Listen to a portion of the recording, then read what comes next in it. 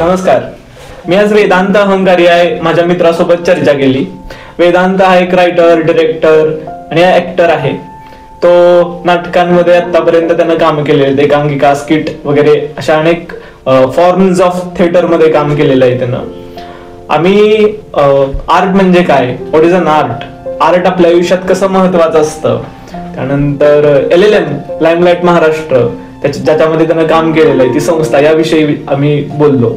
त्यानंतर शिक्षण, त्याचं शिक्षणावरचे विचार, शिक्षण काय असतं, शिक्षण व्यवस्था भारताची, शिक्षण म्हणजे काय, त्याचं मोटिव्ह काय, याविषयी चर्चा केली. त्यानंतर शेवटचा मुद्दा आम्ही डिस्कस केला तो म्हणजे सोशल कंडिशनिंग. आपण कसे सोसायटीच्या अनेक गोष्टींनी बाय डिफॉल्ट ट्रिगर होत असतो, आपण कसा विचार करतो सबकॉन्शियसली, या सगळ्या गोष्टी आम्ही डिस्कस केल्या. मला खरं तर मज्जा आली. So please enjoy the discussion and let us know your thoughts in the comment box. Vedant, तू एक आर्टिस्ट आहेस, करेक्ट? हो. आपली ओळख, माझ्यासाठी तू एक आर्टिस्टच आहेस. तर what is an art, art काय आहे नेमकं, आणि तुझ्या लेखी अर्थातच आर्ट काय आहे, त्यानंतर त्याचे कुठले फॉर्म्स असतात, आणि भारतात त्याचं महत्व काय, किंवा इव्हन एकूण भारतातच म्हणण्यापेक्षा भारताच्या दृष्टीतून त्याचं महत्व काय, आणि एकूण मानवी जीवनामध्ये त्याचं महत्व काय, म्हणजे आर्ट नसतं तर काय झालं असतं, किंवा आर्टचं एकूण महत्व काय. अच्छा. खरं तर खूप अवघड प्रश्न आहे. म्हणजे मला असं वाटतं की एखादा आर्टिस्ट उत्तर देण्यामध्ये, आणि आर्ट म्हणजे काय, म्हणजे इंडिव्हिज्युअली प्रत्येकाचं आन्सर वेगळं असेल. पण मला असं वाटतं की मोस्ट ऑफ द आर्टिस्टसाठी एक एक्सप्रेशन आहे, जे ते असं बोलताना किंवा बाकीच्या कम्युनिकेशन मधून एक्सप्रेस नाही करू शकत, ते आर्ट मधून ते एक्सप्रेस होतात. त्यांचे मत, त्यांचे विचार, भावना. असं मला वाटतं की हे आर्टिस्टच्या पॉइंट ऑफ व्ह्यू न आर्ट काय आहे, तर it is an form of expression. आणि जर सोसायटीचा विचार करायला गेला किंवा समाज म्हणून विचार करायला गेला, तर आर्टचे भरपूर डेफिनेशन्स बनू शकतात, किंवा त्याला एका डेफिनेशन मध्ये बांधणं खूप अवघड आहे असं मला वाटतं. की art can be representation of your time, documentation of your time, म्हणजे तुमचा जो सद्यस्थितीचा समाज आहे समकालीन, त्याचं डॉक्युमेंटेशन म्हणजे आर्ट असू शकतं, त्याचं रिप्रेझेंटेशन म्हणजे आर्ट असू शकतं. आणि एकंदरीतच मला वाटतं की आर्ट समाजाला बदलतो किंवा काय म्हणतात क्रांती आणतो असं म्हणण्यापेक्षा समाज कसा आहे त्याचा फक्त एक आरसा असू शकतो. ओके. तो आर्ट का महत्वाचे असते आयुष्यामध्ये, जीवनामध्ये, म्हणजे त्याचं अर्थात तू सामाजिक दृष्टीतून वगैरे सांगितलं, but what is exactly importance of art in people's life, आणि एक सोसायटी म्हणून आणि एकूण सगळ्याच अंगांनी म्हणू शकतो, तर का महत्वाचं आहे आर्ट?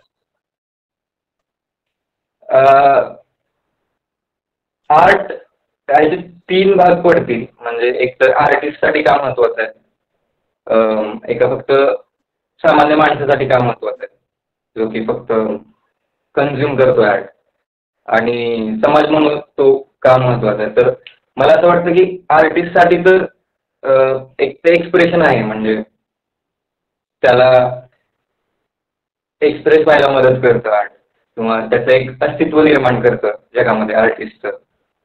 आपण बऱ्याचदा म्हणतो की एका आर्टिस्टला जर समजून घ्यायचं आहे तर त्याचं आर्ट बघितलं पाहिजे, किंवा त्याचं आर्ट अनुभवलं पाहिजे. आणि जर सामान्यतः बोलायला गेलं तर जीवनाला खूप समृद्ध करतं. म्हणजे फक्त आर्टच नाही, मला वाटतं की कुठलीही गोष्ट, म्हणजे कला असू दे, खेळ असू दे, प्रवास असू दे, किंवा आणखी काही इतर गोष्टी असू देत, या गोष्टी समृद्ध करतात जीवनाला बेसिकली, असं मला वाटतं. एक जे वियर्डनेस आहे जगाची, किंवा एक आपण म्हणू शकतो की पॅटर्न नाही आहे जगामध्ये, खूप मेसी आहे. खरं तर कुठल्या नियमावर किंवा असं कुठल्या पॅटर्न मध्ये जग नाही बसत. पण माणसाची ही चोड असते की कुठेतरी पॅटर्न मिळू दे, काहीतरी डेफिनेशन मिळू दे किंवा काहीतरी असं सिमेट्रिकल किंवा अस्थेटिक मिळू दे, जे की समजायला सोपं आहे किंवा जे की समाधान मिळतं ते अनुभवल्यावर. तर त्याला आर्ट म्हणू शकतो आपण. ते आर्ट मध्ये येतं की तुझ्या तिथून मागून तुझ्या तिथली मागून कुत्री पण आर्ट सादर करत आहेत. It's completely fine, please go on. तर हा बेसिकली हेच आहे की आर्टची गरज म्हणाल तर समृद्ध करते जीवनाला आणि एक बेटर लाईफ जगतो आपण. जर कन्झ्युम जरी केलो तरी एक बेटर लाईफ म्हणू शकतो. करेक्ट. सो खूप महत्वाचं असतं आर्ट अर्थातच, कारण अन्न वस्त्र हा. निवारा ह्या जर गरजा जर राहिल्या, म्हणजे पूर्ण झाल्या, त्यानंतर जीवन जगण्यासाठी बहुतेक ते उद्देश देतं. हो. सांगतं की नेमकं काय गरजेचं आहे, कशा पद्धतीनं आयुष्य जगलं पाहिजे. करेक्ट. So that's art. हो. बरोबर. राईट. आणि जसं तू म्हटलास की ते म्हणजे असं म्हटलं जातं की आत्ता जगामध्ये जर मनोरंजन आणि जर ते खास करून विनोदी मनोरंजन नसतं तर लोक खूप डिप्रेशननं किंवा अनेक आयुष्यातल्या टेन्शननं मेली असती, किंवा ती मनोरंजन ही जर गोष्ट नसती, अर्थातच ते आर्ट ही गोष्ट मनोरंजनाच्या अंतर्गतच येऊ शकते म्हटलं तर. लोक मेली हो. असती, डिप्रेशन झालं असतं, दे cannot even deal with the hard things in the life, hard scenes, hard episodes, hard moments in the life. There is art, and that's why perhaps they are able to actually at least deal with them in soft manner. Correct. ह्यावर काय मत आहे तुझं? एकदम बरोबर. म्हणजे जसं मी म्हणलो की त्याची एक डेफिनेशन होऊच नाही शकत. Art can be everything. मग तू एकदम बरोबर बोलला की बरीचशी लोक मनोरंजनाला एक एस्केप म्हणून बघतात. म्हणजे त्यांच्या आयुष्यातील काही प्रॉब्लेम असू दे किंवा जे काय, त्यांना तेवढंच समाधान मिळतं तेवढ्या वेळासाठी आणि जगण्याची एक उमेद मिळते असं म्हणू शकतो. करेक्ट. ते लखलख चंदेरी गाणं ऐकलंयस का? हो हो. हा, त्यातही आहे संस्कृतीच्या पाऊल खुणा, आणि ते एकूण सगळं. अर्थात ते तू थिएटर सिनेमा ह्याच्याशी रिलेटेड आहेस म्हणून ते मला आठवलं. काल परवाच हा. ऐकत होतो, आणि त्यातच ते फार भारी छान गोष्टींचं वर्णन केलेलं आहे की कला काय, दोन घडीचा विरंगुळावा, असंच काहीतरी आहे. अच्छा. घटकावरची करमणूक वा दोन घडीचा विरंगुळा, हसता हसता, असंच काहीतरी आहे. म्हणजे आशा देतो, त्यानंतर दुःख असतं त्याला एक प्रकाश देतो, जो निराश झालाय त्याचा भविष्यातल्या आशांची ओढ देतो, जो अयशस्वी आहे त्याला ऍटलिस्ट पराभव ज्याचा झालाय काइंड ऑफ, त्याला भविष्यातली जी यशस्वी होऊ शकतो याची आशा देतो ऍटलिस्ट. तो अर्थातच तो दॅट इज आर्ट, की तो ते होप्स आणि ह्या सगळ्या गोष्टी निर्माण करतो. राईट. बरोबर. करेक्ट. सो मला पुढचं हे विचारायचं की आर्टिस्टचा माइंडसेट कसा असतो, म्हणजे what artist exactly think when he tries to create something, आणि त्याला काहीतरी नवीन निर्माण करायचं, त्याचा त्यावेळी माइंडसेट काय असतो. आणि हा म्हणजे हे सांग, त्यानंतर तुला त्याच्याविषयी. हा. अच्छा. तसं तर सांगणं खूप अवघड आहे. म्हणजे मी माझ्या साठीच बोलेन, फक्त इंडिव्हिज्युअली बोलेन. सगळ्या आर्टिस्ट लोकांचं तर मला काय माहिती नाही. पण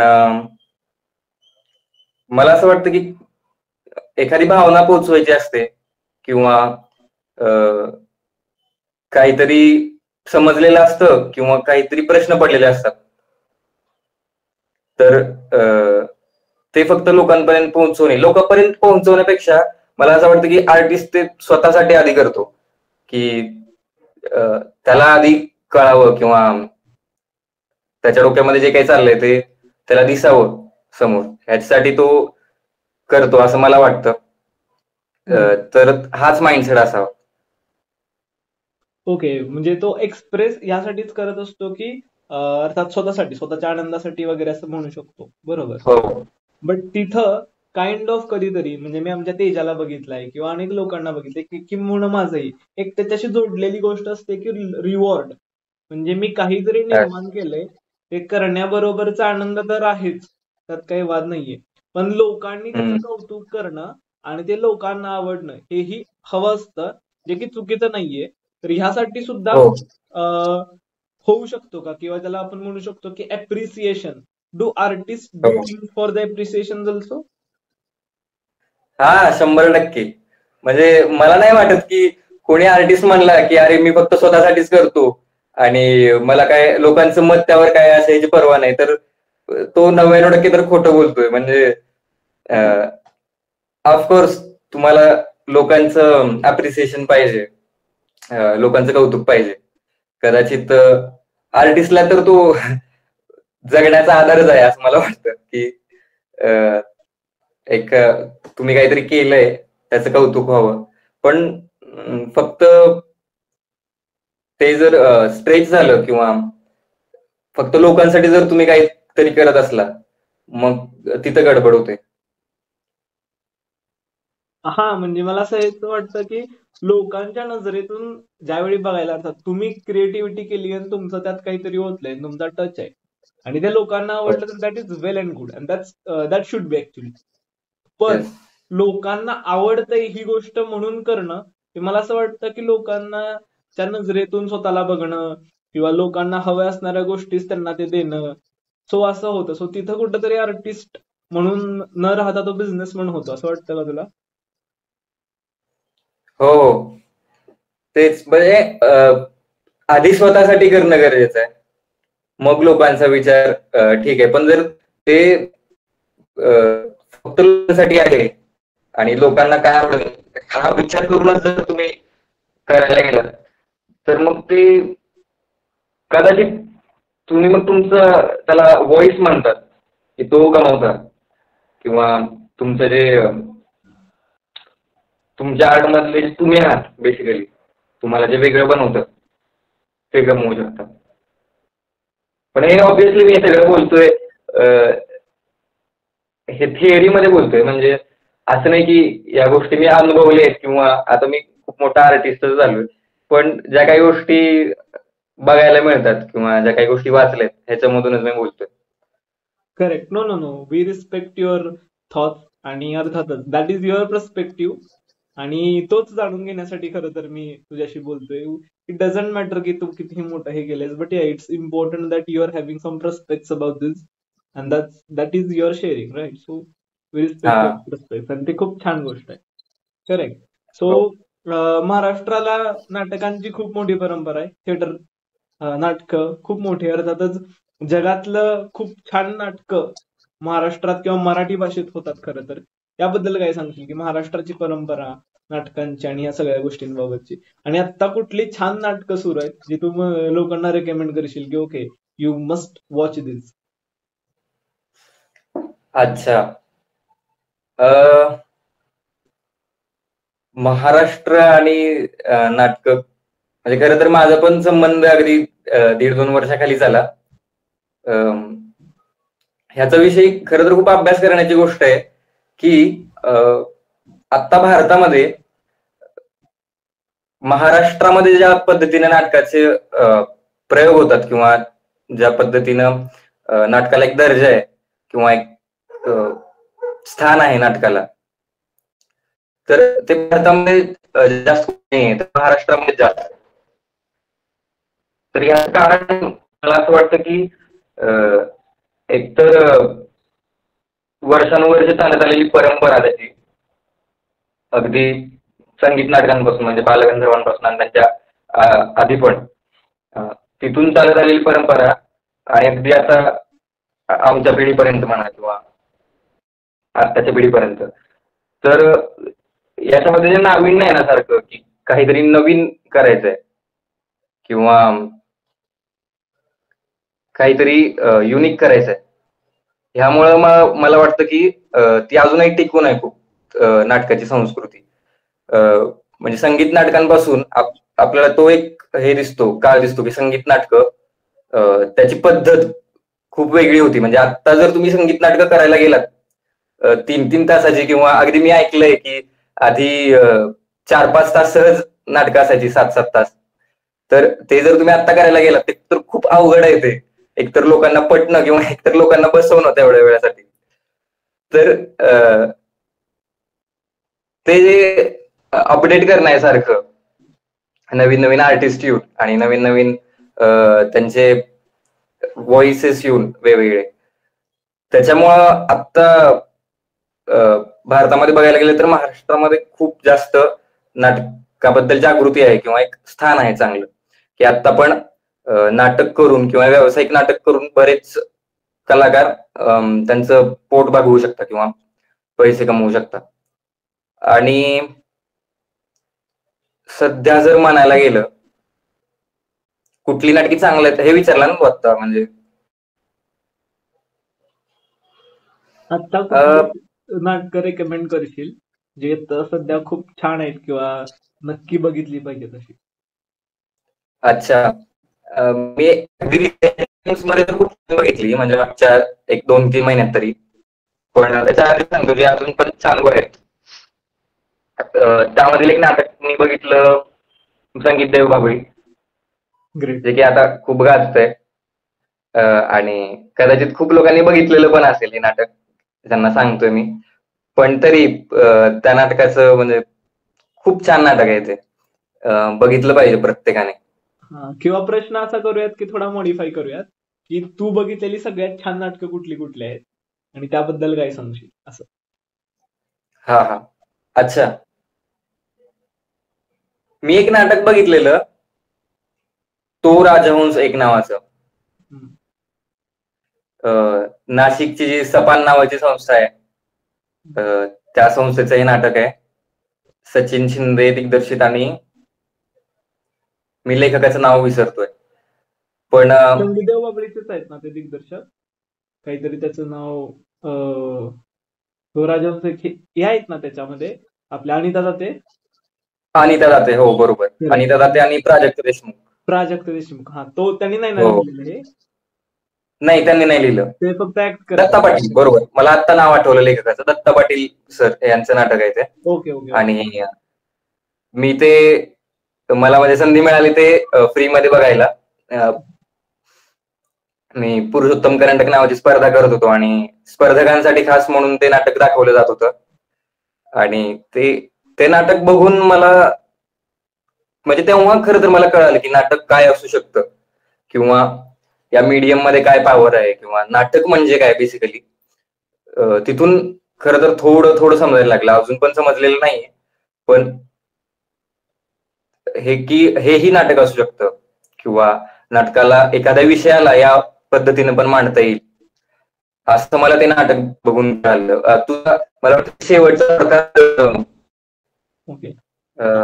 तर मी तेच विचारत होतो की नाटकांविषयी आपण बोलत होतो. हा, प्लीज कंटिन्यू. हा, तर तो राजहंस एक नावाचं ते नाटक, विषय सांगितला तर खरं तर स्पॉइलर दिल्यासारखं आहे, पण मी सांगतोच, म्हणजे स्पॉइलर नाही आहे तो खरं तर. मेंटल हेल्थ बद्दल ते नाटक आहे. खूपच छान नाटक आहे ते, खूप छान लिहिलंय. तर ते नाटक जर आता लागत असेल कुठं तर ते नक्की बघा, ते वन ऑफ माय फेवरेट नाटक आहे तो राजहंस. परत आपण कलाबद्दल बोलत होतो, लोककलांबद्दल किंवा, तर त्याबद्दल पण एक नाटक आहे, सपानचंच नाटक आहे ते पण, कलगीतुरा नावाचं. तर तो पण एक वेगळाच अनुभव होता ते नाटक बघणं, कारण ते खूप, त्याच्यामध्ये खूप संगीत आहे एकतर, आणि ते लोककलेबद्दल नाटक आहे. कलगीतुरा नावाची लोककला आहे, त्याबद्दल ते नाटक आहे. ते पण खूप छान आहे. त्याचं म्युझिक, त्याचं डिरेक्शन किंवा अभिनय खूपच छान. ते पण नाटक जरूर पहा जर लागलं असेल कुठे. खूप छान. अर्थातच ही 2 नाटकं, पहिलं तर तो राजहंस एक, आणि दुसरं हो, कलगीतुरा. कलकीदुरा. कलगीतुरा, हो. कलकीदुरा, ओके, ठीक आहे. So that's great. अजून एक नाटक आहे खरं तर, हा, म्हणजे मी फक्त सपानची नाटकं सांगितली म्हणून अजून एक सांगतो. वरवरचे वधूवर नावाचं एक नाटक मी पाहिलंय. आय थिंक मला खरं बघायचं आहे ते. तेजासनं पण कंटिन्युअसली सांगितलंय की ते लिव्ह इन रिलेशन आणि त्याच बद्दल आहे ना, लग्न, लिव्ह इन रिलेशन वगैरे बद्दल. हो हो हो, आणि त्याचं म्हणजे मला, हो, ते नाटक मला काय आवडलं किंवा ते मला वेगळं काय वाटलं, कारण ते एकतर आजच्या पिढीचं नाटक आहे. खूप नवीन नाटक आहे ते. विषय पण आजच्या पिढीचा आहे किंवा आजच्या समाजाचा विषय आहे तो. तर जे आता आपण रिलेशनशिप मध्ये म्हणतो किंवा खूप टर्म्स पॉप्युलर झाले की ग्रीन फ्लॅग आणि रेड फ्लॅग, तू ऐकला असेल. तर त्याबद्दल पण नाटक आहे. फक्त त्याबद्दल नाहीये, पण त्याचा समावेश आहे नाटकामध्ये. तर एक तर खूप विनोदी आहे, म्हणजे एंटरटेनमेंट फुल होईल तुमचं, त्याच्यामध्ये काही शंका नाही. आणि एक चांगला मेसेज पण आहे, खूप खूप चांगला मेसेज आहे. तर खूप विनोदी आणि खूप मजेदार नाटक आहे. वरवरचे वधूवर सुब्रत जोशी आणि सखी गोखले. सखी गोखले, राईट, सखी गोखले. तर हे दोघं तिथं मुख्य भूमिकेत आहेत. खूप खूप छान नाटक आहे ते पण. नाही, मलाही बघायचंय. खूप जणांकडून रेकमेंडेशन आले. when I'll get an opportunity to watch, I'll certainly go for it. हो, नक्की बघ, तुला पण खूप आवडेल. Yes, I'll explore that. तर तू अर्थातच थिएटर केलंयस आतापर्यंत, तर तुझा थिएटरचा अनुभव एकूण कसा होता आणि कुठून सुरुवात झाली? आता LLM कडे येऊच, लाईमलाईट महाराष्ट्र, पण त्याच्या आधी थिएटर तिथं का आलास? LLM आणि थिएटरचा एक्सपिरियन्स हे एकत्र सांग. अच्छा, थिएटर मी फर्स्ट इयरला आलो इथं पुण्यामध्ये इंजिनिअरिंग करायला, आणि नाटकाची आवड आधीपासूनच होती. म्हणजे शाळेमध्ये असताना पण मी 1-2 नाटकं इकडे तिकडे केले होते. पण इकडे पुण्याला आल्यानंतर किंवा येण्याच्या आधीच हे माहिती होतं की पुण्यामध्ये एक नाटकाची चांगली परंपरा आहे किंवा इथं कल्चर आहे नाटकांचं. तर मी सेकंड इयर मध्ये, आय थिंक, मला एक माझा मित्र आहे, जो आय थिंक तू पण ओळखत असेल त्याला, मिहिर देशपांडे म्हणून. तुझ्या आधी तो समर्थ भारत परिवारामध्ये होता तो. हा, राईट. हा, म्हणजे तुला ओळखतो त्याच्या आधीपासून तो मला ओळखतो अर्थातच. सो हा, राईट राईट. करेक्ट. हा, तर तो माझ्या कॉलेजमध्ये होता आणि तो तुला आणि तेजसला ओळखत होता. मी त्याला एकदा सांगितलं होतं की असंच मला नाटक ते करायचं म्हणून. तर त्याने मला तेजसचा नंबर ते दिला, किंवा लाईमलाईट महाराष्ट्र असा ग्रुप आहे म्हणून त्यानं सांगितलं. तर तेव्हा म्हणजे एक 1-1.5 वर्षाखाली किंवा 2 वर्षाखाली मी पहिल्यांदा लाईमलाईट महाराष्ट्र मध्ये आलो किंवा जॉईन झालो. Okay okay. आणि त्यानंतर तुझी थिएटरची जर्नी सुरू झाली. हो, हा, सो सांगतो पूर्ण एक्सपिरियन्स तुमच्या गमती जमती खूप जास्त. तू तेजा बरोबर असलं तर तो असं एवढं रंगवून छान सांगतो की बस. I want to listen those things. म्हणजे तुमचं ब्लॅकआउट्स मधल्या मज्जा, त्यानंतर ऑन स्टेज वरच्या मज्जा, तुमच्या तालमीतल्या मज्जा खूप जास्त, तेही सांग. आणि आता त्याच्या आधी लाईमलाईट महाराष्ट्र काय आहे हे जरा कळू देत लोकांना. महाराष्ट्राला कळू देत लाईमलाईट महाराष्ट्र काय आहे. हो. तर लाईमलाईट महाराष्ट्र एक नाट्यसंस्था आहे. बेसिकली एक हौशी कलाकारांचा ग्रुप म्हणू शकतो, जो की पुण्यामध्ये बेस्ड आहे. आणि पुण्यामध्ये किंवा महाराष्ट्रामध्ये होणाऱ्या बऱ्याच स्पर्धा नाटकांच्या किंवा व्यावसायिक नाटक, हे दोन्ही लाईमलाईट महाराष्ट्र करतं. तर बेसिकली हा एक नाटकाचा ग्रुप आहे पुण्यामध्ये. तर लाईमलाईट महाराष्ट्र मी जॉईन केलं नाटक करण्यासाठी. आणि मला पहिला दिवस आठवतोय की मी खूप टेन्शन मध्ये होतो, किंवा मला असं वाटत होतं की आता तिथं गेल्यावर काय नाही, म्हणजे एक ऑडिशन रूम असेल, ऑडिशन घेतील माझं, आणि जर मी चांगलं नाही केलं तर जा म्हणतील सरळ की तुला काय चान्स नाही मिळणार. पण ऍक्च्युली खूप वातावरण, म्हणजे हौशी कलाकारांचं ग्रुपचं वातावरण पण असतंच एक, काय म्हणतात, रिलॅक्स एन्व्हायरमेंट असतं, असं काय कुठलं बर्डन नसतं. तर तिथं गेलो आणि आय थिंक ते नाटकाबद्दलच चर्चा चालू होती काहीतरी, की बॅक स्टेजचं काहीतरी काम करायचं आहे आणि ब्लॅकआउट मध्ये आपण हे आणून ठेवूया आणि हे घेऊन जाऊया ब्लॅकआउट मध्ये. आणि सतत ते काहीतरी बोलत होते. आणि बोलता बोलता असं आपण जसं बोलतो तसं की अच्छा ब्लॅकआउट मध्ये खुर्ची, हा तू आणशील ना खुर्ची, असं म्हणून माझ्याकडे कोणीतरी विचारलं. तर मी हो हो हो असं असं म्हणून त्याला होकार दिला. पण मला खरं तर माहितीच नव्हतं की ब्लॅकआउट म्हणजे काय असतं. तर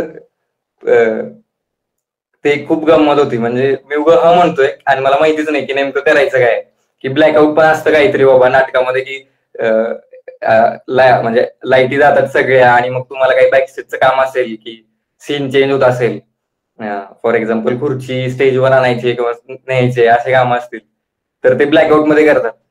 आणि मी त्यांना म्हणजे नर्वसनेस मध्ये किंवा काय म्हणा काय माहिती नाही, पण त्यांना विचारत नव्हतो की ब्लॅकआउट म्हणजे काय. नंतर मला कळालं की अच्छा असं असं असतं ते. तर अशा गमती जमती तर भरपूर होत राहतात. म्हणजे लाईमलाईट महाराष्ट्रामध्ये जेवढं नाटकं गेलीत त्याच्यापेक्षा जास्त तर गमती आणि मज्जा खूप जास्त गेली. नाटकांऐवजी नाटक खूप केलेत त्याच्यात. हा नाटकं खूप केलेत. मला आठवतंय एक एक स्पर्धेचा प्रयोग होता डायरी नाटकाचा, तुला माहितीच आहे. तर नाटक चालू झालं आणि एकतर ते स्पर्धेचं नाटक असल्यामुळे ते सेट लावायला 10-15 मिनिटाचा वेळ असतो आधी. तर ती गडबड तर खूप जास्त असते, धावपळ सगळी. तर कसं बसं आम्ही सेट लावला आणि डायरीचा जो सेट पण खूप जास्त होता असा. आणि लाईट्स वगैरे झाली लावून, स्पॉट्स वगैरे, आणि एकदम गडबड धावपळीमध्ये प्रयोग चालू झाला. आणि आम्ही जे काही सेट ते लावत होतो त्यांनी असं होश, प्रयोग चालू झालाय म्हणून असं एक काय म्हणतात त्याला, आता रिलॅक्स व्हावं म्हणून थोडं बसायला गेलो. आणि एक 5 मिनिट झाले असतील, 5-10 मिनिट प्रयोग चालू होऊन, आणि आम्ही तिथेच विंगेमध्ये बसलो होतो. तर अचानक असा आवाज आला की काहीतरी झालंय म्हणून, आणि आम्हाला वाटलं ऑडियन्स मध्ये काहीतरी झालंय. मग मी असं जवळ गेलो, आधी ऑडियन्स कडे बघितलं की काय झालंय का ऑडियन्स मध्ये, आवाज करतायत लोक. आणि नंतर काय झालं नाही म्हणून हळूच असं स्टेज कडे बघितलो, तर अख्खा सेट घराचा असा असा आला होता अर्धा खाली. म्हणजे ते हा पिक्चर नाही आहे का तो वेलकम, त्याच्यामध्ये शेवटचं सीन नाही का, ते घर असं एका ह्याच्यावर ते डुलत असतं. तर त्या त्याप्रमाणे पूर्ण जो सेट असा एका, मला वाटतं कशा त्या सपोर्टने असं तो झुलत होता स्टेजवर अक्षरशः. तर ते ते बघितल्यावर म्हणजे आता काय करायचं नेमकं, की त्याला असं डायलॉग मधून पण नाही घेऊ शकत की आम्ही अच्छा तुमचं घर कुठं असं हे होतं, काही भूकंप झाला बाबा असं तर नाही करू शकत. तर अशा अशा विचित्र अडचणी येतात त्या प्रयोगामध्ये, आणि ऐन प्रयोगामध्येच येतात अशा अडचणी.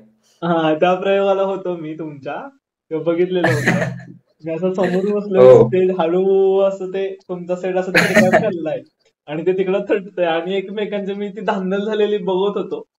पण त्यातही अर्थात ते खूप शिकवून जातं. त्यानंतर तुमच्या हॉलवरती पण आलेलो आणि तेजा अर्थातच तापला होता, ओरडत होता, हे काय असं नव्हतं वगैरे वगैरे वगैरे. आणि त्या एका पोराला हो ओरडत होता, तू तिथं जेवत होतास त्याच्या आधी, तू काहीतरी खात होतास. So मला ते खूप असं झालेलं, ओ माय गॉड. तुम्हाला खूप हसू येतं अर्थातच. पण नंतर तो मेसेजही केलेला मी की डोंट वरी, की हे असं वगैरे इट्स कम्प्लिटली छान, काही हरकत नाहीये, ह्यातनं शिकू शकतो खूप जास्त. पण अर्थातच आता सांगताना गंमत आहे, त्यावेळी ऑन स्टेज आणि हो त्यानंतरचा तेजाचा चेहरा, ह्या तुम्ही बघितल्यानंतर तुम्ही म्हणणार हे काय, कुठलं संकट उडवलं. हो तेच ना. म्हणजे आता बघितल्यावर असं वाटतं की ठीक आहे, त्याच्यावर हसू येतं, पण तेव्हा खूपच म्हणजे आता करायचं काय नेमकं. एकतर स्टेजवरच्या ऍक्टर्स त्यांचं म्हणजे डबल प्रेशर, की त्यांनी काय करायचं आता. आमचं तरी ठीक आहे, आम्ही बिंगेमध्ये होतो. पण अशा अडचणी मुळात म्हणजे प्रयोगातच होतात. जे नाटक करतायत त्यांना माहिती असेल की किती पण जर तुम्ही तालीम केली किंवा किती जरी प्रॅक्टिस केली तरी ते शेवटी प्रयोगामध्ये काही ना काही असं होतच, हे जे तुमच्या हातात नसतं ते. हो, आणि सेम काहीतरी प्रयोग आला का बहुतेक दुसऱ्या पण डायरीच्याच प्रयोगाला, तो तुमचा शेवटचा सीन होता बघ. की ती मुलगी आहे आणि ती फास लावतीये, गळफास वगैरे. हा, अच्छा. डायरीमध्ये शेवटचा सीन होता, करेक्ट. तर हा फास लावते इन द सेन्स की ती कमी सुसाईड करते, त्या हा हा अविनाशची हा. बहीण असते ती, करेक्ट. तर हो तिथं काहीतरी वेळ खूप जास्त झालेला आणि तो सीन कट करायचा होता आणि ती मुलगी तिथं येऊन हा बसलेली, तिथं फोकस जाणार हो पण हो नाक्यानं तिला ओढली की ये इकडे आकाशनं. सो ते हो असं हो खूप कॉमेडी, ते लोकांना नाही समजलं बट मला ते सगळं कळत होतं ना की त्याच्या आधी बघितलेलं. पण हे खूप असं कॉमेडी होतं काइंड ऑफ, की वेळ संपलाय तर सीन कट आणि शेवटी सगळ्यात घ्यायचंय. सो अर्थातच तू जे म्हटलास ना की कितीही तालीम गेली तरी अर्थातच तो हम्म. प्रयोग आहे. इट इज अन एक्सपेरिमेंट आणि प्रत्येक वेळी त्याचे रिझल्ट आणि आउटकम सेम येतील असं नाहीये. कधी खूप छान येतात, कधी असं खूप घाण येतात, कधी खूप कॉमेडी वेळ येतात. So what do you think about this? हो हो. म्हणजे त्या पॉइंटला असं म्हणजे जमीन हलते पायाखालची, जेव्हा प्रयोगात काहीतरी असं होतं. पण नंतर प्रयोग झाल्यानंतर त्या सर्कलमध्ये अगदी म्हणजे ते एक काय म्हणतात त्याला, मुवमेंट बनून जाते, की हे नंतर अजून 1-2 वर्षानंतर किंवा किती वर्षांना तरी हे लक्षात राहील, मेमरी बनून जाते, की असं झालं. आणि मला तर वाटतं मी जेवढे प्रयोग केले त्याच्यामध्ये काही ना काहीतरी झालेच. म्हणजे ते मी मला आठवतंय की कधी पण असं स्टेजवर असायचो मी आणि स्टेजवर सीन ते झाला की जर माझी एक्झिट ते असली तर मला स्टेजवर वाटायचं की अरे वा चांगलं चाललंय, किंवा आतून एक वाटतं तुम्हाला की अरे काहीतरी चाललंय, काय गडबड होत नाहीये. आणि मग तुम्ही विंगीत येता आणि विंगीत एक वेगळं नाटक चालू असतं. की विंग मध्ये ते स्टेजवर तर राहूच द्या, ते विंग मध्ये काहीतरी काहीतरी हरवलंय किंवा काहीतरी पडलंय आणि काहीतरी एंट्रीज विसरली कोणीतरी, असं काही ना काहीतरी चालूच असतं.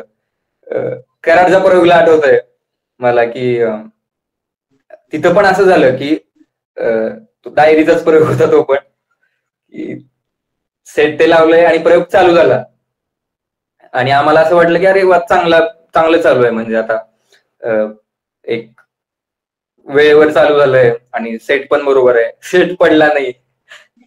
तर असं चालू होतं आणि डायरीमध्ये बरेच म्हणजे कॉमेडी कॉमेडी नाटक आहे, ते बरेच जोक्स आहेत त्याच्यामध्ये आणि जोक्स ते निघून चालले होते आणि माणसं हसत नव्हती. आणि आम्हाला प्रश्न पडतोय स्टेजवर पण किंवा विंगीमध्ये की माणसं हसत का नाहीयेत, की वर्क नाही झालंय का कॉमेडी, किंवा काय झालं जोक्स, काय झालं नेमकं. तर एक प्रवेश झाला वाटतं आणि मी विंगीत आलो आणि मी विचार करतोय की काय म्हणजे आवडलं नाही का काय नाटक लोकांना. तर पळत पळत ऑडियन्स मध्ये आमची थोडेफार मेंबर बसले होते, ते पळत पळत आले आणि आम्हाला सांगितलं की आवाजच येत नाही, म्हणजे काहीच आवाज येत नाही. मग तिथं कळालं की स्पीकरचा काहीतरी इश्यू आहे किंवा साऊंडचा काहीतरी इश्यू आहे, कारण ऍक्टर्स लोक आवाज तर लावत होती पण ते आवाज जातच नव्हता. मग परत ते ऍक्टर्स पर्यंत तो मेसेज पोहोचवणे की तू थोडं मोठ्यानं बोल बाबा सगळे, किंवा थोडं मोठ्यानं हे करा, ऑडियन्स पर्यंत आवाज जात नाही, ते एक वेगळी धांदल. तर असं हे खूप अडचणी असतात. नाही पण अर्थातच त्या तिथं गमती जमती नसतात, त्या असं एकदम सिरियस की आता जर हे काहीतरी हो झालं तर देशावरती अनुभव वगैरे पडणार इथपर्यंत तर सिरियसनेस असतो. आता आपण हो हसतोय हो खरं, बट मी ते बघितलंय तुमच्याच एकूण लाईमलाईट महाराष्ट्रामध्ये अनुभवलं होतं. त्या प्रयोगानंतर तेजा तर असं झालेलं की काय यार काय करायचं आता. असं झालेलं. आयुष्य संपलंय आपलं हो सगळं. कळमनुक अत्यंत दुःख होतंय की हे काय झालं असं काइंड ऑफ होतं. त्याचं. हो. दिग्दर्शकाचं दुःख तर काय, ते वेगळा एक पॉडकास्ट आहे. करेक्ट. दिग्दर्शकाचं दुःख, दिग्दर्शकाचं ओरडणं, दिग्दर्शकाचा ऍटिट्यूड याच्यावरती अनेक हो अर्थातच. तो मला तुझं आवडेल ऐकायला की लाईमलाईट महाराष्ट्रामध्ये अर्थात मला हे सांग की काय काय केलंय तुम्ही, म्हणजे ते कुठले कुठले प्रोजेक्ट ओके. किंवा कुठले कुठले नाटकं केली किंवा काय काय केलं त्याच्यामध्ये. त्यानंतर हम्म. अर्थात व्हायरल बद्दलही सांग की तू लिहिलेलं, तू दिग्दर्शित केलेलं. तर ते एकूण आतापर्यंत लाईमलाईट महाराष्ट्रानं कुठली कुठली नाटकं केली त्या एकूण सगळ्यांबद्दल, त्यानं लिहिलं कोणी होतं, दिग्दर्शन कोणी केलं होतं, हे सगळं सांग. अच्छा. तर आणि त्यात मी तुला लाईमलाईट काय आवडलं. महाराष्ट्राबद्दलच सांगतो पूर्ण, म्हणजे मी ज्या नाटकामध्ये नाही किंवा काम जरी नाही केलं तरी त्या नाटकांबद्दल सांगतो. हो हो, म्हणजे एकूण लाईमलाईट महाराष्ट्राचं सांग आणि त्यात तुझा रोल काय होता तेही सांग. हा. तर मला वाटतं पहिलं नाटक लाईमलाईट महाराष्ट्राचं होतं झॉम्बिलॉजी. हे तेजसनी लिहिलेलं नाटक आहे, तेजस राजे. आणि त्यांनीच दिग्दर्शित केलं होतं हे. तर हे हॉरर कॉमेडी म्हणू शकतो, किंवा कॉमेडी म्हणण्यापेक्षा ते थोडं एक सिरियस नाटक होतं. त्याचा पण विषय खूप चांगला होता. तर झॉम्बिलॉजी नाटक हे पहिलं होतं. तेव्हा मी नव्हतो, त्या नाटकामध्ये माझा काही सहभाग नाही किंवा काम नाही केलंय. दुसरं नाटक मला वाटतं डायरी. डायरीच्या तिसऱ्या किंवा चौथ्या प्रयोगापासून मी होतो. त्याच्या आधी मी जॉईन होण्याच्या आधी 2-3 प्रयोग झाले. आणि डायरी हे नाटक तेजसनीच लिहिलं होतं, आणि याचं दिग्दर्शन केलं होतं आकाश मांजरे. तर तो को फाउंडर आहे लाईमलाईटचा तेजस सोबत. तर डायरी नाटक एक वडील आणि त्यांची मुलगी, असं एक वडील मुलीचं एक चांगलं, त्या नात्याबद्दल एक चांगलं नाटक आहे. तर त्यामध्ये मी एक छोटीशी भूमिका केली होती, पीएची. एका राजकारण्याचा पीए अशी एक ती छोटीशी भूमिका होती, ती मी केली. त्याच्यानंतर मौनांतर नावाची स्पर्धा होती पुण्यामध्ये दरवर्षी, जे की मुकनाट्याची स्पर्धा असते. अशी नाटकं ज्यामध्ये बोलायचं नाही काय. तर त्या मौनांतरसाठी हेडफोन नावाचं नाटक केलं होतं लाईमलाईट महाराष्ट्राकडून. ते अगेन लिहिलं होतं तेजस राजे आणि मंगेश शिंपीने. आणि त्याचं दिग्दर्शन पण त्या दोघांनीच केलं होतं. तर ते खूप इंटरेस्टिंग प्रोजेक्ट होता तो ऍक्च्युली, कारण ते मुकनाट्य होतं आणि त्याचा विषय खूप मोठा होता. तर ते मला वाटतं ते नाटक बसवायला पण खूप अवघड होतं, किंवा खूप इंटरेस्टिंग नाटक होतं ते. आणि त्याच्यानंतर व्हायरल नाटक तेजस, मंगेश आणि मी, आम्ही तिघांनी लिहिलंय आणि आम्ही तिघांनीच त्याचं दिग्दर्शन केलंय. ते जे की लेटेस्ट नाटक होतं व्हायरल नावाचं. व्हायरलचा पण विषय युनिक आहे थोडं, किंवा ते एक गावाकडचं नाटक आहे. व्हायरलचा जर प्लॉट सांगायचा झाला किंवा थोडीफार त्याच्याबद्दल सांगायचं झालं तर एका गावाची कथा आहे, एक दुर्लक्षित गाव, आणि अशी काही घटना घडते त्या गावामध्ये की ते गाव व्हायरल होतं, पॉप्युलर होतं, फेमस होतं. बेसिकली याची एक कॉमेडी वेनं सांगितलेली एक गोष्ट आहे एका गावाची. तर त्याच्यामध्ये लेखन दिग्दर्शन केलं होतं. आणि त्याच्यानंतर एक स्किट कॉम्पिटिशन केली, लघुनाट्य म्हणतो आय थिंक त्याला, सतीश तारे राज्य करंडक स्पर्धा नावाची स्किट कॉम्पिटिशन होते दरवर्षी पुण्यामध्ये. तर तिथे बुकिंग नावाचं स्किट केलं होतं लाईमलाईट महाराष्ट्राने, ज्याला की 3रा नंबर मिळाला त्या स्पर्धेमध्ये. त्याच्यामध्ये पण लेखन आणि दिग्दर्शनाचं काम केलं होतं. Great great great good. So असा आता लाईमलाईट महाराष्ट्राचा आतापर्यंतचा प्रवास होता अर्थात, करेक्ट. हो. सो इव्हन आपण कॉलवर बोलताना, तुझ्या बरोबर बोलताना मला असंही जाणवलं की हे सगळं करत असताना तुझा वाचन, त्यानंतर काही बघणं, खूप ऐकणं, ह्या सगळ्या बरोबर तुझं शिक्षणाविषयीचं एक काहीतरी मत तयार झालंय. भारतीय शिक्षण व्यवस्था, शिक्षण एकूण, तो ते मला ऐकून घ्यायचंय. आणि मला तुलाच विचारायचंय की शिक्षण म्हणजे काय, आणि त्याचा उद्देश आणि मोटिव्ह काय असतो मनुष्याच्या जीवनामध्ये, आणि भारतीय शिक्षण व्यवस्था याविषयी काय सांगशील? ओके. म्हणजे ऍक्च्युली हे माझ्या डोक्यात आलं किंवा याच्याबद्दल विचार चालू झाला जेव्हा मी असंच काहीतरी असं बघत होतो युट्यूबवर किंवा इंटरनेटवर, आणि मी विचार करत होतो की ज्या आपल्या बऱ्याचशा प्रॉब्लेम्स आहेत सोसायटीमध्ये, किंवा ज्या अडचणी आहेत एक सामाजिक दृष्ट्या, आपण जे काय प्रॉब्लेम्स फेस करतोय, त्याच्याबद्दल विचार करताना असं वाटलं की ह्या सगळ्याचं जे मूळ आहे ते शिक्षणातच आहे, किंवा ह्याचं सोल्युशन म्हणू शकतो आपण की ते शिक्षणापर्यंतच पोहोचतं शेवटी. की जर शिक्षण चांगलं मिळालं एखाद्या व्यक्तीला किंवा त्याचं शिक्षण चांगलं झालंय, तर तो एक चांगला नागरिक म्हणून समाजामध्ये असू शकतो. पण याआधी आपल्याला शिक्षण म्हणजे काय किंवा शिक्षणाचा मग नेमका उद्देश काय, हे जर सांगायचं झालं तर माझा असं एवढा काय अभ्यास नाही, पण मला असं वाटतं की शिक्षण एखाद्या व्यक्तीला विचार कसा करावा हे सांगतं किंवा हे शिकवतं. आपण शिक्षणातून विचार कशा पद्धतीने करायला पाहिजे हे शिकतो. आणि जे एकूणच काय जीवन आहे किंवा विश्व आहे त्याची समजणे, त्याला एक दृष्टिकोन शिक्षण देत आहेत चांगलं, नैतिकतेबरोबरच. ओके. आणि आत्ताची भारताची शिक्षण व्यवस्था आहे जी की खूप वाईट ह्या कॅटेगरीत मी तरी समजतो त्याला. कारण अनेक अर्थांनी इथं वाईट गोष्टी आहेत. खरं तर छान युनिव्हर्सिटीज नाही आहेत as compare to China, as compare to America, USA, as compare to Europe. त्यानंतर इथलं शिक्षणाचा दर्जाही खूप जास्त खूप खालावलेला आहे. म्हणजे आपल्याकडे एवढं घाण आहे की जिथं ज्ञानाला खूप जास्त पुजलं गेलं होतं.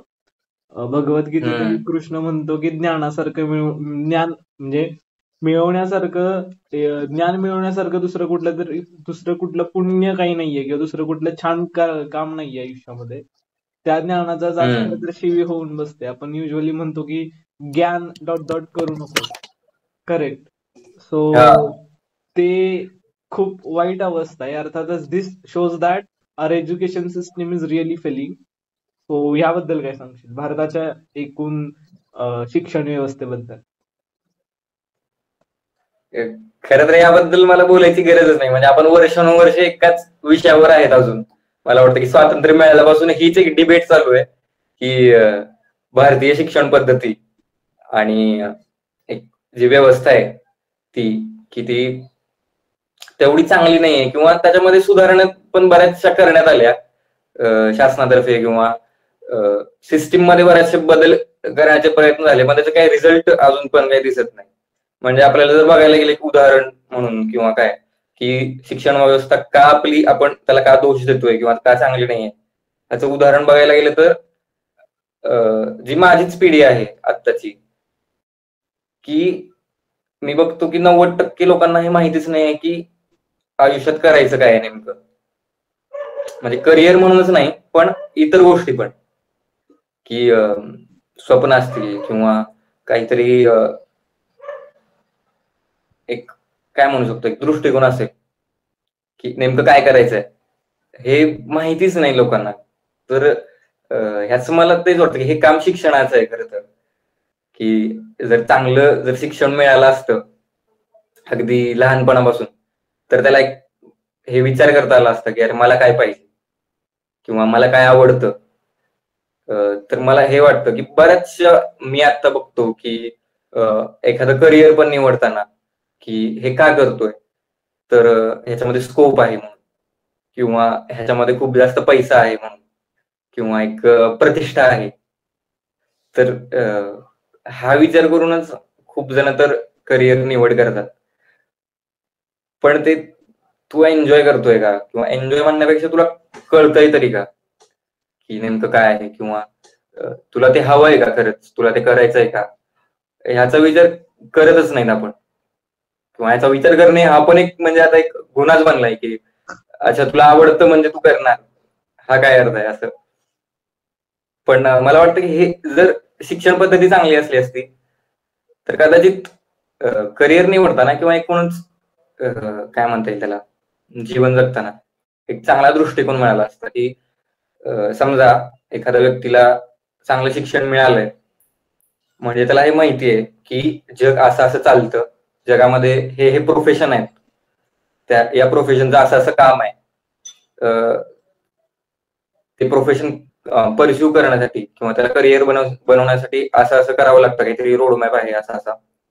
आणि त्यामध्ये आपल्याला या गोष्टी करायला मिळतील हे एवढं जरी कळालं असतं तरी त्याला एक निवड करता आली असते की अच्छा मला आता हे करायचंय कारण हे मला इंटरेस्टिंग वाटतं किंवा ह्याच्यामध्ये करिअर करायचं आहे. मला असं वाटतं की म्हणजे तुम्ही जर बाहेरच्या देशात गेला कुठल्या, जर्मनी म्हणा, US म्हणा, तर तिथं तुम्हाला असे व्यक्ती भेटतील जे की डॉक्टर आहेत, जे की MBBS डॉक्टर आहेत, किंवा त्यांनी मेडिकलमध्ये काहीतरी डिग्री घेतली आहे, पण त्यांची हिस्ट्रीमध्ये पण काहीतरी डिग्री आहे, किंवा ते एखादं इन्स्ट्रुमेंट पण वाजवतात काहीतरी, किंवा ते एखादं स्पोर्ट्स पण खेळतात. तर अशी उदाहरण आपल्याकडे बघायला मिळत नाहीत, कारण तेच परत की तशी मुभाच नाही आहे आपल्याकडे. आपल्याकडे एक शिक्षण पद्धतीमध्ये हे सांगितलं जातं की लवकर लवकर शिक आणि पैसा कमव. तर पैसा किंवा एक काहीतरी कमवायचं आहे, हे सेंटरला धरून आपण सगळं ते आपली एज्युकेशन पद्धती फिरते. मग मार्क आले, मग रँकिंग झाल्या, अशा तिकडून मग भरकटत जातो व्यक्ती. त्याला जे पाहिजे खरंच, किंवा ते एक्सप्लोर नाही करता येत की नेमकं काय आहे बाबा जगामध्ये. म्हणून मला वाटतं की एज्युकेशन सिस्टीम ते आता वरून काहीतरी शासनाने प्रयत्न करण्यापेक्षा ते खूप आता म्हणजे पॅरेंट्सचीच खूप जबाबदारी बनली, किंवा शिक्षक आणि पॅरेंट्स यांच्यावरच खूप जबाबदारी आहे.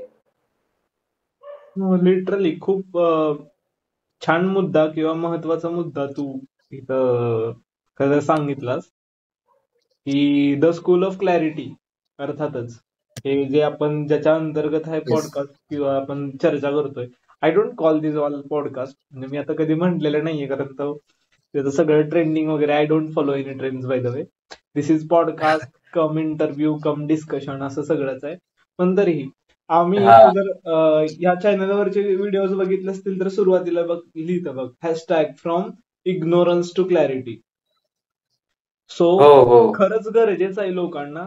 म्हणजे आम्हीही खूप जास्त ऑब्झर्व केलंय की लोक किंवा खास करून तरुण खूप कन्फ्युज आहेत.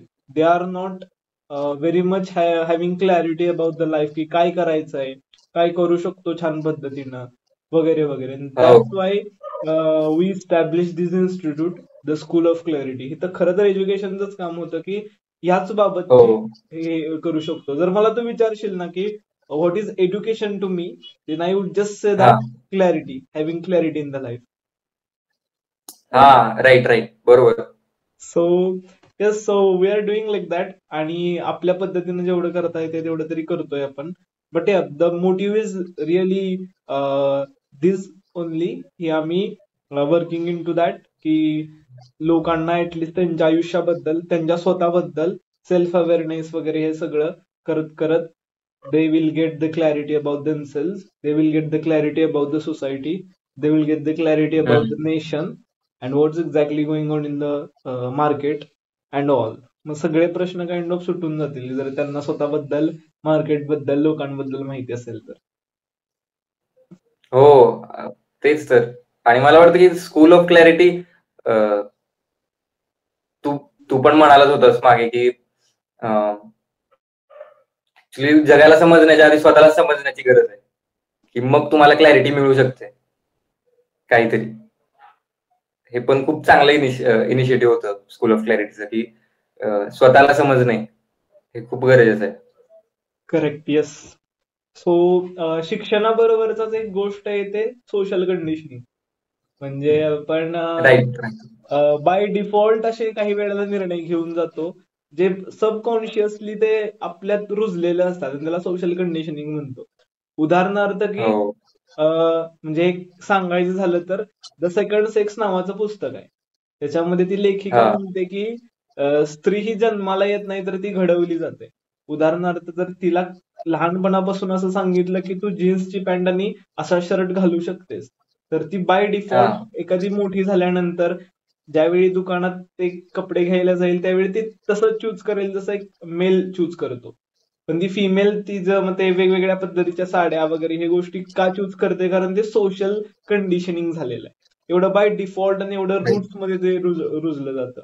याबद्दल काय मत आहे, हे कसं वाईट किंवा बरोबर आहे? What do you think about this social conditioning? हो, सोशल कंडिशनिंग तर खूप म्हणजे आवडता टॉपिक आहे माझा, किंवा खूप मोठा टॉपिक आहे खरं तर. की कारण मला पण ह्याच्याबद्दल जेव्हा जाणीव झाली तेव्हा एकदम असा शॉक बसला की अरे बापरे, की हे किती मायन्यूट आहे किंवा हे किती किती मोठ्या प्रमाणात तुमच्यावर इफेक्ट करतं ते.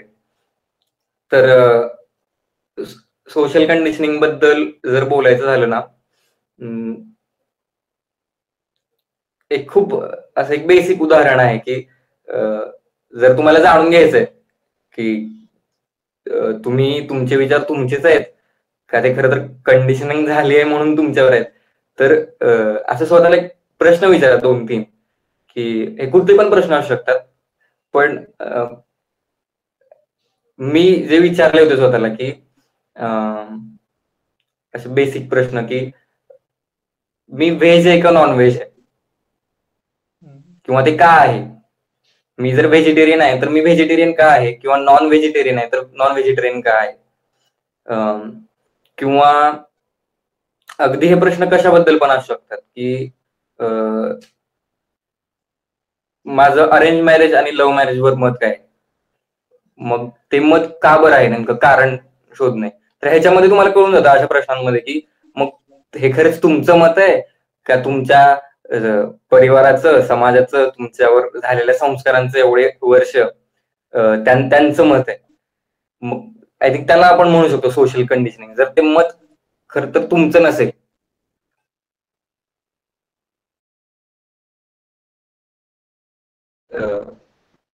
हॅलो. हा येतोय. ते थोडासा मध्ये लॅग झालेला आवाज. हा बोल. लॅग झालेला आवाज मध्ये, आता येतोय बोल. हा आता येतोय ना.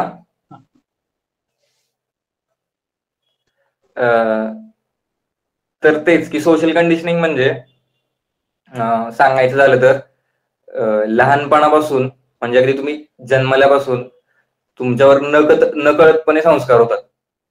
संस्कार म्हणण्यापेक्षा तुमचे विचार नकळतपणे अफेक्ट होतात आजूबाजूच्या समाजामुळं, तुमच्या कुटुंबामुळं, तुमच्या आई वडिलांमुळं, परत तुमच्या शाळेमुळं आणि याचबरोबर तुमचे जे स्वभाव गुण आहेत म्हणजे भीती, जेलसी किंवा रिग्रेट म्हणा, तर अशा गोष्टी खूप लहानपणामध्ये खूप आतमध्ये जाऊन बसतात आणि मग त्या शेप करतात तुमचं सगळं वागणं, बोलणं भविष्यापर्यंत. म्हणजे अगदी तुम्ही मोठे झालात तरी. मग ते खूप गरजेचं आहे की तुम्ही स्वतःला इंट्रोस्पेक्ट करणं की अरे बाबा मी असं वागतोय किंवा मी असं बोलतोय हे कशामुळे आहे नेमकं. हे खरंच माझं मत आहे का हे लादलं गेलंय माझ्यावर, किंवा लादलं गेले म्हणण्यापेक्षा लहानपणापासून मी असं काहीतरी बघितलंय म्हणून हेच माझं मत आहे असं होण्यापेक्षा.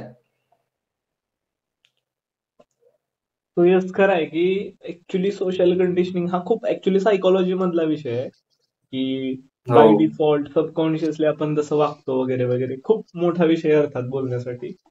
पण हो. आजच्यासाठीचं माझे प्रश्न किंवा मला जे तुझ्याकडून पर्स्पेक्टिव्ह जाणून घ्यायचे होते ते संपले. बाकी छान वाटलं हो. बोलून तुझ्या बरोबर. I got to know lot many things from you आणि it was kind of my pleasure that I you shared your perspective on certain things on with me. So छान वाटलं. हो. थँक्यू तू म्हणजे इन्व्हाइट केला मला यासाठी बोलला, कारण खूप मोठी गोष्ट आहे माझ्यासाठी पण. म्हणजे येस. मला वाटलं नव्हतं, मला येण्याच्या आधी वाटलं होतं की मी काय बोलणार आहे नेमकं असं. नाही खूप छान बोलला सर. एकूण जे सगळं झालं ते खूपच छान झालं. ऍक्च्युली तुला खूप जास्त माहिती पण आहे. आपण सगळे विषय थोडे थोडे थोडे थोडे टच केले. भविष्यात प्रत्येक इव्हन सोशल कंडिशनिंग हा विषय घेऊ, त्याच्याविषयी 1 तास बोलू, इथपर्यंत करू. ओके. आणि ते तू बोलू शकतोस नक्की नक्की अर्थातच. ओके. बाकी छान नक्की. बोलला. मला तर मजा आली खूप. Yes, I also enjoyed it. आणि खूप छान गोष्टी माहिती करून हो. घेता आल्या.